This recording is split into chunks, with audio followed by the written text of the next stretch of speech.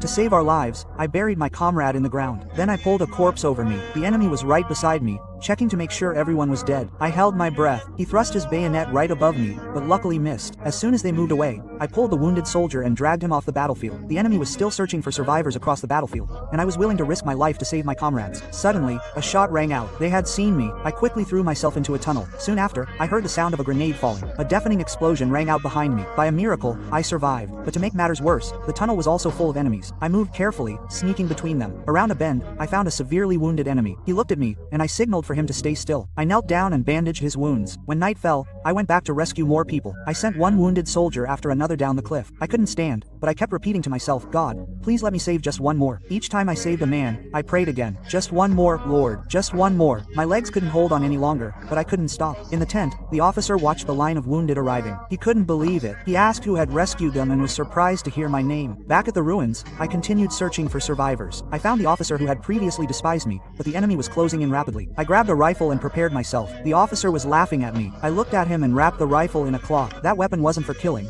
It was a tool for saving lives. As he fired back, I dragged myself and ran as fast as I could to the cliff. When we reached the edge, I tied him up and pulled him down first. The enemy was already almost catching up, so I grabbed another wounded man and jumped in just as they started shooting. Our troops returned and began the counterattack. I was finally safe, but that sudden peace felt strange to my nerves. On the way back, everyone looked at me, and I knew they had finally understood that I, even without using a weapon, was a soldier. That night I saved 75 people. The officer came to me and apologized. He said everyone had been mistaken about me. The next day, we received orders to attack the hill in the ravine again, but no one moved. The captain was already nervous. The attack should have started 10 minutes earlier, as they were waiting for me to finish praying. When I finished, everyone was ready to fight. This time we weren't alone. Everyone believed that as long as I was there they would have a chance to go home. The battle ended quickly. The enemy surrendered, but then some grenades were thrown at us. I ran and deflected one with my hand. I kicked the second one, and it exploded too close. I fell, but I knew I was still alive.